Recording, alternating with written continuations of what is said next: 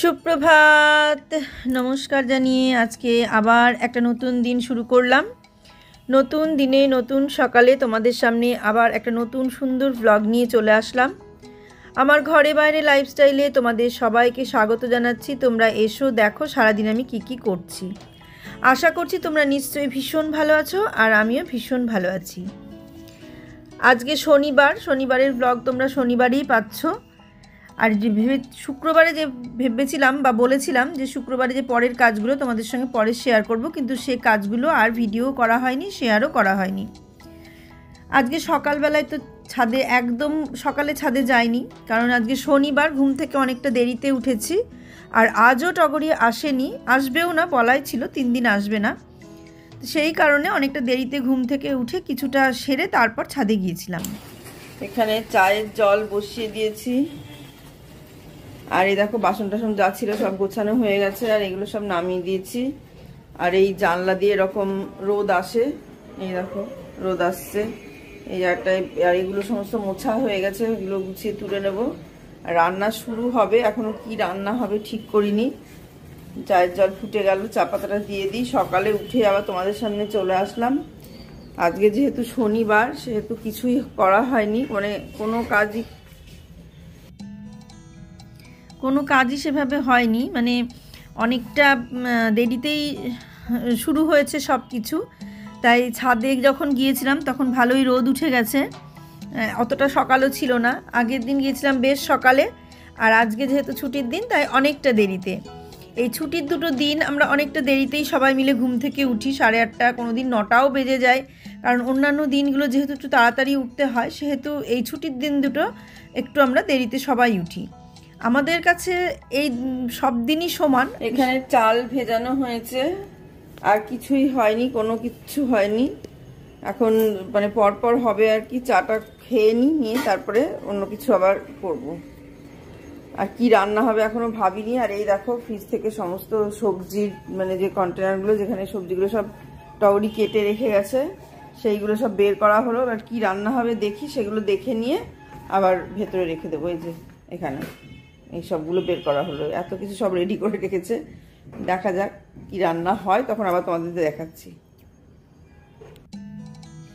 যেটা বলছিলাম যে আমার কাছে অবশ্য সব দিনই সমান, কারণ আমি অফিসেও যাই না, আমি কোনো কিছুই করি না। তারপরে রান্না যেহেতু টগরি করে রাখে, সেই জন্য অফিস না থাকলেও সেদিন আমার কোনো কাজে লাগে না, আমার সব দিনই একই রকম। কিন্তু যেহেতু অফিসে বুবাই যায়, আর বুবাইয়ের বাবা স্কুলে গেলেও আমার সেই চাপটা থাকে না, কারণ বুবাইয়ের বাবা স্কুলে যায় অনেকটা ভোরবেলায়, কাজে আমার উঠে রান্নার তাড়াটা থাকে না। আর ও যেদিন স্কুলে যায়, স্কুলে বাড়ির থেকে আগের দিনে যে খাবার থাকে সেই খাবার নিয়ে যায়, আর স্কুলে গিয়ে সেই খাবারটাই খায়, তারপরে আবার রাত্রে এসে বাড়িতে খায়। কাজেই খাবারের চাপটা থাকে না। কিন্তু বুবাই অফিস যায় বলে সেই সময়টা একটা তাড়া থাকে। আর সেই কারণে যেহেতু টগরি তাড়াতাড়ি আসে, সেই জন্যে আমাকে সেই সকালেই ঘুম থেকে উঠতে হয়, ওর সবজি বের করে দিতে হয় ওকে, ও রান্না করে। এবার সেই সময় কোনো দিন শরীর যদি বেশি খারাপ থাকে বা উঠতে না পারি,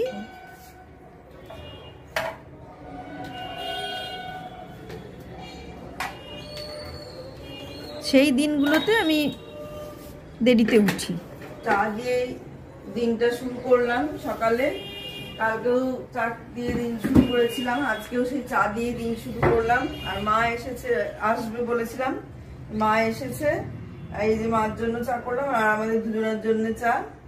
চলো চাটা খেয়ে নিয়ে তারপরে আবার সবকিছু মানে রান্না যা হবে সব তোমাদের সাথে শেয়ার করছি।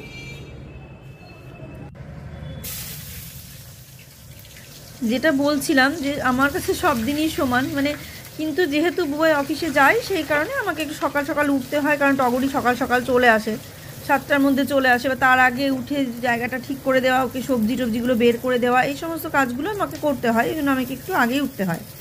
আর যদি শরীরটা খারাপ থাকে তখন হয়তো আমি ওগুলো বের করে দিয়ে গিয়ে আবার শুয়ে পড়ি, যে তুমি করো, আমি উঠছি। তারপরে হয়তো 10-15 মিনিট পরে আমি উঠে পড়ি।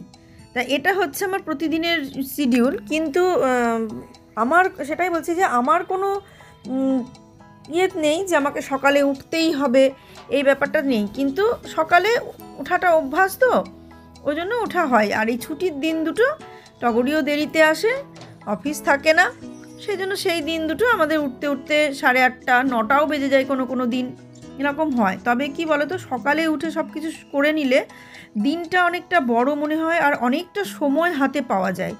আর যেদিন দেরিতে উঠি আর এইরকম রান্নাটা করতে হয়, এই যেমন আজকে অনেকটা দেরিতে উঠেছিলাম, আবার রান্নাও করতে হয়েছে, সেই জন্য আজকে দিনের সময়টা অনেক কম পেলাম।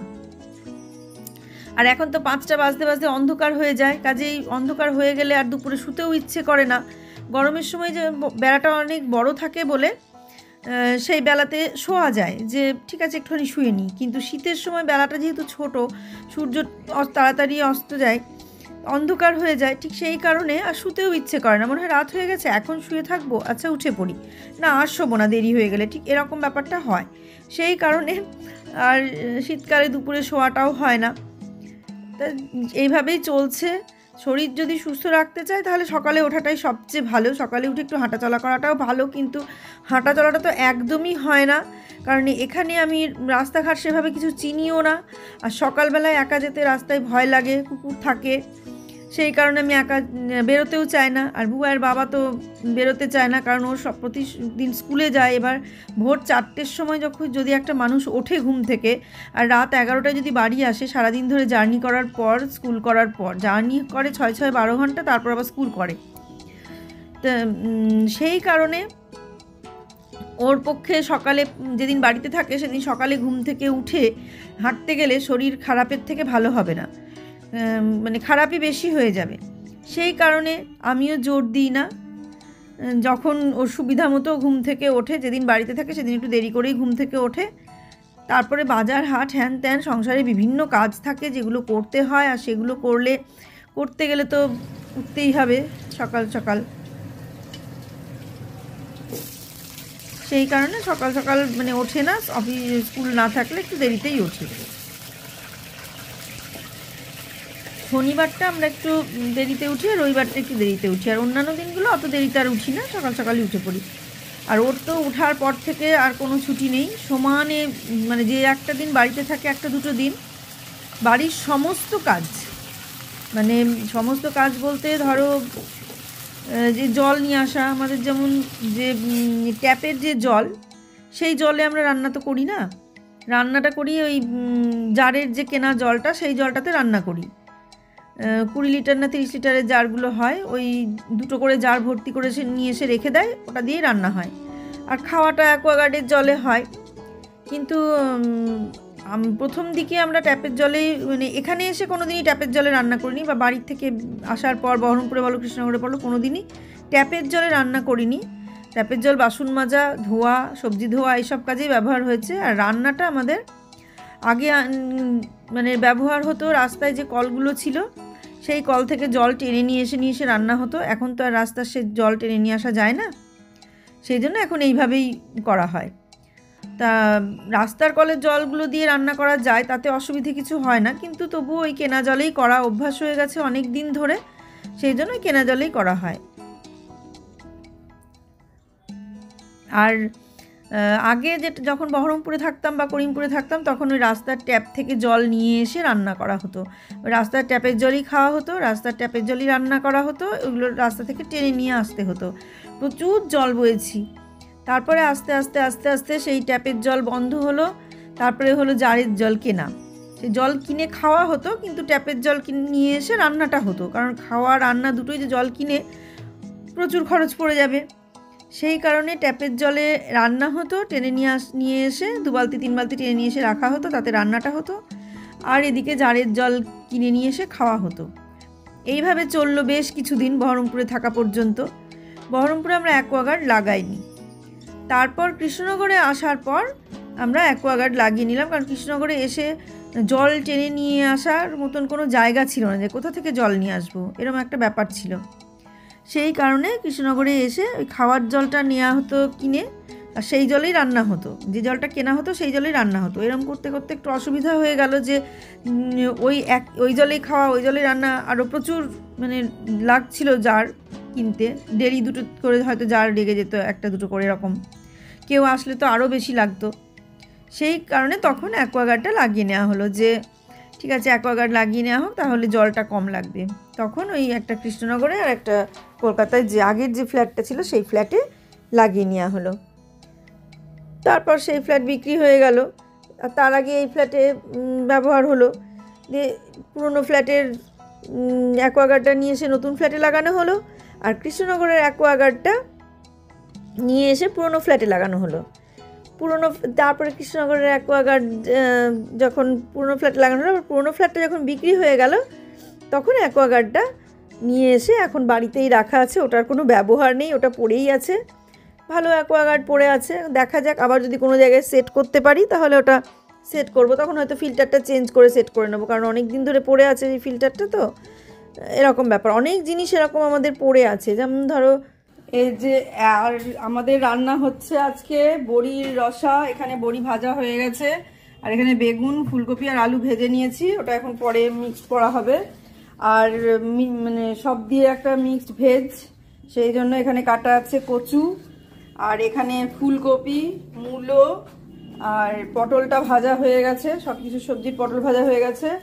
এখন কাটতে হবে আলু, এই যে খোসা ছাড়ানোই আছে, আর শিম, এই যে কাটা আছে শিম, সব আলাদা আলাদা জায়গায় আলাদা করা আছে, মানে এদিক থেকে ওদিকে নিয়ে গিয়ে দেখাচ্ছি। আর যেগুলো কাটতে হবে বা যেগুলো যা করতে হবে সেগুলো, বেগুন দেয়া হবে, এগুলো সব দেয়া হবে। তা কচুটা দিয়ে নিই আগে।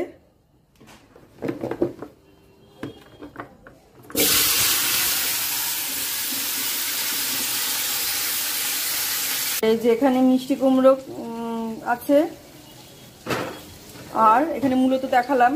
মোটামুটি এই কটা সবজি দিয়ে হবে, আর একটা শুধু দেওয়া হবে বেগুন আর এই ফুলকপিটা দেখালাম, এই দিয়ে একটা হবে। আর কতটা পরিমাণটা অনেকটা হয়ে যাবে সেটাই বলছে, যে অনেকটা পরিমাণ হয়ে যাবে, কিছু করার নাই, সব সবজি দিয়ে করতে গেলে না এরকমই হয়, বেশি হয়ে যায়।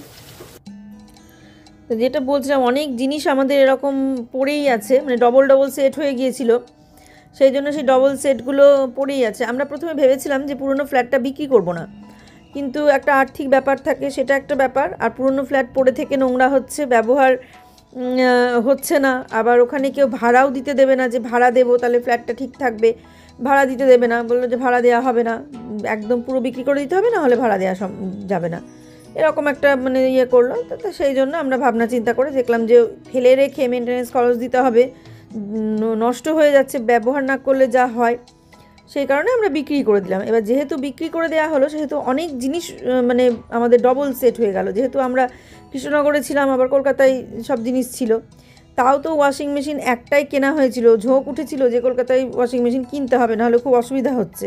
যখন মাঝে মাঝে আসতাম থাকতাম, তখন কাছাকাছির খুব অসুবিধা হতো, আবার বুয়া এসে থাকতো, তখন অসুবিধে হতো। তখন কলকাতা থেকে জামা কাপড় টেনে নিয়ে আসতাম, নিয়ে এসে কৃষ্ণনগরে কেচে আবার নিয়ে যেতাম, এরকম অনেক দিন করেছি। তখন ঝোঁক উঠলো যে এখানে একটা ওয়াশিং মেশিন কিনে নেব, এরকম ঝোঁক উঠলো। ভাগ্যি সেইটা কিনিনি, কিনলে ওটাও ডবল সেট হয়ে যেত। আর একটা ব্যাপার কী বলো তো, এই সমস্ত ইলেকট্রনিক্স জিনিস বিক্রি করতে গেলে দাম পাওয়া যায় না। যে কোনো জিনিসই আমি দেখেছি, মানে অন্যেরা হয়তো পায়, কিন্তু আমার ক্ষেত্রে আমি দেখেছি এই সমস্ত জিনিস আমি বিক্রি করতে গিয়ে দাম পাচ্ছি না। কাউকে দিলে এমনি দিলে নিয়ে নিচ্ছে, কিন্তু বিক্রি করতে গেলে আমি দাম পাচ্ছি না, সেই কারণে বিক্রিও করতে ইচ্ছে করছে না। যে অ্যাকোয়াগার্ডটা কাউকে যদি আমি 1-2 হাজার টাকা দিয়ে দিতাম, কিনে নিত, কিন্তু তখন আমার দাম নিয়েছিল, ওই অ্যাকোয়াগার্ডটা আমার দাম নিয়েছিল 20,000 না 25,000 টাকা। সেটা বলো, সেটা কি 1-2 হাজার টাকায় দিয়ে দেওয়া যায়? এমন কিছু পুরোনোও না, এটা মানে অ্যাকোয়াগার্ডটা যেমন কিছু পুরোনো তাও কিন্তু না, সেই কারণে মানে দিতেও গায়ে লাগছে, যে কেন দেবো, এত দাম দিয়ে কিনে আমার ঘরে পড়ে আছে, থাক, যদি অন্য কোথাও কখনো সেট করি। মাকে বললাম নিয়ে যাও, মা বললাম আমার লাগানোর জায়গা নেই, কোথায় লাগাবো ওই পুরনো বাড়ি, ভাঙা বাড়ি, মা নেবে না, থাক পরেই থাক। আবার দেখো ওটিজি, মানে কৃষ্ণনগরে একটা ওটিজি ছিল, আবার এখানে একটা মাইক্রোওভেন, কৃষ্ণনগরে মাইক্রোওভেনও ছিল, ওটিজিও ছিল। তারপরে যখন কৃষ্ণনগর থেকে কলকাতায় আসা হলো, তখন কলকাতায় এসে মাইক্রোওভেনটা নিয়ে চলে আসা হলো, আর ওটিজিটা কৃষ্ণনগরে রাখা হলো। তারপর কৃষ্ণনগর থেকে চলে আসলাম, এবার সেটাও ডবল হয়ে গেল। আবার ওরা বিয়েতে একটা মাইক্রোওভেন পেয়েছে, সেটাও পড়েই আছে ওদের খাটের মধ্যে। আমরা তোলা যদি কখনো ট্রান্সফার হোস তাহলে ওটা ব্যবহার করিস, ফালতু বের করে রাখবোটা কোথায়? বলছে বের করো, ওরা বলে বের করো, ব্যবহার করো। আচ্ছা বের করে বলো তো কোথায় ব্যবহার করব? ব্যবহার করার তো জায়গা নেই। দেখো তোমাদের সঙ্গে কথা বলতে বলতে রান্নাও হয়ে গেল। এটা লুচি হচ্ছে, কারণ লুচিটা দুপুরের জন্য করা হচ্ছে। আজকে মূল ষষ্ঠী, আমার শ্বশুরবাড়িতেও মূল ষষ্ঠী আছে, আর আমার মাও মূলষষ্ঠী করে। তা আমি মূলষষ্ঠী করি না, আমার আজকে শনিবারে আমি খাই না, শনিবারে আমি ভাত টাত কিছুই খাই না। তা মা বললো মূলষষ্ঠী, সেই কারণে মা আর কি বললাম যে তাহলে লুচি করা হোক, একসঙ্গে সব হয়ে যাবে। আর মূলোর তরকারি নাকি খেতে হয়, তো সেই কারণে। তবে আমার শ্বশুরবাড়িতে মূলষষ্ঠী আছে, তবে আমি কোনো ষষ্ঠী আর কিচ্ছু করি না, সমস্ত কিছু বাদ দিয়ে দিয়েছি, কোনো কিছু করি না। কারণ কোনো না কোনো জেনারেশন থেকে বন্ধ করতেই হবে এগুলো কোনো যুক্তি আছে বলে আমার মনে হয় না ব্যক্তিগতভাবে। সেই কারণে আমি এগুলো বন্ধ করে দিয়েছি, আমি নিজের থেকে কিছু করি না। এগুলো শরীরের উপর অত্যাচার ছাড়া কিছুই নয়। যেগুলো আমার খাবার দরকার সেগুলো আমি খাবো, যেগুলো আমার প্রয়োজন নেই শরীরে, এমনিতেই তো আমার শরীর থেকে অর্ধেক জিনিস বন্ধ, খাবার অর্ধেকের বেশি খাবারই আমার বন্ধ শরীরে। তারপরেও যদি আমি ষষ্ঠী হ্যান ত্যান এগুলো পালতে শুরু করি, তাহলে আমাকে না খেয়েই থাকতে হবে। সেই কারণে আমি ও সমস্ত আর কিছু করি না, কারণ কদিন মানে কিভাবে আমি শরীরকে মেনটেন করব সেই চিন্তাই করি। কাজে খাবারের এই সমস্ত দিকে, আজকে ষষ্ঠী, আজকে পঞ্চমী, আজকে অমুক, আজকে তমুক, এসব আমি পারি না। আমি যেভাবে পারি সেভাবেই করে যাই। আর ষষ্ঠীর জন্যে মানে একটা কারণেই ষষ্ঠীগুলো ছেড়ে দিয়েছি। আমাদের বুবাই যখন ক্লাস 5-এ পড়ে, 5 কি 6-এ হবে, মানে খুব ছোট আর কি, তখন অত মানে সেইভাবে জ্ঞান বুদ্ধি হয়নি। তখন ওর ইচ্ছে ছিল, মানে আমাদের ওখানে জলঙ্গির পদ্মায় বাস পড়ে ডুবে গিয়েছিল জলঙ্গিতে, সেই সময় প্রচুর, বোধহয় 64 জনের মধ্যে সবই মারা গিয়েছিল, শুধু 17 জন বেঁচে ছিল। তো তখন আমি একদিন ষষ্ঠী করেছি, দিয়ে দুপুরবেলায় ভাত খাবো না, ও স্কুল থেকে চলে এসেছে, সে ভাত খাবে, আমার সঙ্গে ভাত খাবে, আমি না খেলেও ভাত খাবে না। তা আমি বললাম যে না, আমি খাবো না, আজকে আমার ষষ্ঠী, আমি খাবো না। সেই দিন ও আমাকে বলল যে ষষ্ঠীতে ভাত খাবে না কেন? বললাম যে মানে ছেলেদের মঙ্গলের জন্য, ছেলে মেয়ের মঙ্গলের জন্য মায়েরা খায় না। তখন আমাকে বলল যে তাহলে বাবা খায় কেন? মায়ের ছেলে আর বাবার ছেলে না, তাহলে বাবা খায়, তুমি খায় না কেন? তাহলে দুজনেই না খেয়ে থাকো, তাই বললাম। আমি বললাম ঠিক আছে, সেটা না হয় বলবো। তা বলছে না, তোমাকে খেতেই হবে। তাহলে যদি ষষ্ঠী করলে যদি ছেলে মেয়ের ভালো হতো, তাহলে পদ্মায় বাস ডুবে অতগুলো ছেলে মেয়ে মরলো কেন? অতগুলো ছেলে মেয়ে মরে গেল কেন? তাদের মা কি ষষ্ঠী করতো না? তাহলে ভগবান ষষ্ঠী তো ভগবান বলো তোমরা, তাহলে সে নিয়ে নিল কেন অতগুলো ছেলে মেয়েকে? মানে ওইটুকু ছেলে তখন কত ছোট, এই সমস্ত বুদ্ধিই হয়নি, আমাকে এই কথাগুলো বললো। তখন আমি ভাবলাম কথাটা তো ভুল কিছু বলেনি, সব ঠিক বলেছে। সব কিছু মনের কাছে, মন ঠিক থাকলে সব ঠিক। তবে হ্যাঁ, আমি সবার কথা বলছি না, আমি আমার ব্যক্তিগত মতটা বললাম যে মন ঠিক থাকলেই সব ঠিক। এখন যদি করার পরে মন খুঁতখুত করি বা বেকায়দায় কিছু একটা ঘটে, তখন যদি খুঁতখুত করে ভাবি যে ওইটা করিনি বলে আমার এইটা হলো, তাহলে পরে হবে না। ওটা আমার এমনিতেই হতো, ঘটনাটা এমনিতেই ঘটতো, ওটা করিনি বলে ওটা হয়েছে তা নয়। যেমন অনেকে আছে এক চোখ দেখা, এক শালিক দেখা, এগুলো অনেকেই মানে, কিন্তু ওগুলো যদিও কুসংস্কার, তবু অনেকে মানে, যাদের ব্যক্তিগতভাবে মানতে ইচ্ছে করে তারা মানে। আমার মতে সেগুলো একদমই কুসংস্কার বলেই মনে হয়, তাই মানি না। এবার না মেনে যদি মনের জোর রাখা যায় তাহলেই হয়, আর মনের জোর যদি না রাখা যায় তাহলে আর কি করে হবে? মনে খুঁতখুঁতি থাকলে হবে না।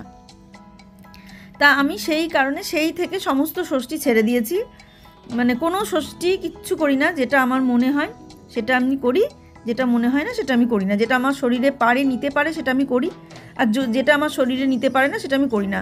কেউ বলে প্রথম কি হতো, মা যদি বলতো আজকে অমুক ষষ্ঠী তমুক ষষ্ঠী, আর তখন মার উপর রেগে যেতাম, বলতাম কেন বললে, না বললেই তো হতো, শুনলাম আবার না করলে হয়। কিন্তু এখন মনে হচ্ছে শুনলাম তো কি হয়েছে, আমি করলাম না, ব্যাস করলাম না, ওটা আমার নেই, আমি এটাই ভেবে নিয়েছি আমাদের নেই, এটা এইরকম ভাবি। এবার আমি জেনারেশন থেকে যদি আমি বন্ধ করে দিই, তাহলে আমার পরবর্তী জেনারেশন কখনোই আর সেটা করবে না। তাহলে আমার তরফ থেকে মানে এই দুটো শরিক হয়ে যাবে, তখন আমি আর আমার দেওর, 2 শরিকের মধ্যে 1 শরিক বন্ধ হয়ে গেল। যে 1 শরিকের বন্ধ হবে, পরের জন্য আস্তে আস্তে চেষ্টা করবে বন্ধ করার, যে বন্ধ করে দেওয়া, এগুলো আস্তে আস্তে বন্ধ হয়ে যাওয়াই ভালো। যাই হোক, সমস্ত কথা বলতে বলতে ব্লগটা আমি শেষের দিকে নিয়ে চলে এসেছি। আর দেখছো সকাল থেকে অনেক কিছু করলাম, তারপরে সন্ধে হয়ে গেল, সন্ধে দিয়ে দিলাম। অনেক দিন পর তোমাদের গোপালবাজিকে দেখালাম, অনেক দিন দেখানো হয়নি, অনেক দিন পরেই তোমাদের দেখালাম, অনেক দিন পরেই তোমাদের সন্ধে দেওয়া দেখালাম। তো দেখে তোমাদের কেমন লাগলো অনেক দিন পরে তোমরা সেটা জানিও। যদিও আমি আমার ব্যক্তিগত মত প্রকাশ করলাম বলে তোমরা আমাকে অন্যরকম কিছু ভেবো না, এটা আমার ব্যক্তিগত ইচ্ছে, ব্যক্তিগত মত। আমি কাউকে বলছি না যে তোমরা এটা করো না বা তোমাদের ক্ষেত্রে এটা ঠিক নয় তোমাদের দিক থেকে এটা ঠিক নয়, সেগুলো আমি কখনো কিন্তু বলছি না। এগুলো আমি আমার ব্যক্তিগত দিক থেকে মনে হয়েছে, আমার নিজস্বতার থেকে নিজস্ব ব্যাপার, সেই কারণে আমি সেগুলো বন্ধ করেছি বা করি না। এই হলো মানে ব্যাপার। তোমরা সেটা নিয়ে আমাকে অন্যরকম কিছু বলো না। সবাই আমার পাশে থেকো, আমাকে সাপোর্ট করো, ভালোবেসো, লাইক কমেন্ট শেয়ার সাবস্ক্রাইব করো, যে আর পাশে থেকো। আজকের মতো যারা নতুন পুরনো বন্ধু, যারা যেখান থেকে যেভাবে আমাকে দেখছো, তাদের প্রত্যেককে অসংখ্য ধন্যবাদ। যারা নতুন বন্ধু তারা আমাকে সাবস্ক্রাইব করে নিও, আমাকে বন্ধু করে নাও। আর যারা পুরনো তাদের তো কোনো কথাই নেই, তারা আমার সব ব্লগগুলো দেখে আর দেখো। নতুন পুরনো সব বন্ধুরাই আমার ব্লগগুলো দেখো, পাশে থেকো, সাপোর্ট করো। সবাই ভালো থেকো, সুস্থ থেকো, সাবধানে থেকো। সামনের দিনে একটা সুন্দর নতুন ব্লগ দেখার অপেক্ষায় থাকো। আজকে আসছি তাহলে। আর আমার গোপাল বাবাজিকে কেমন লাগলো একটু জানিও।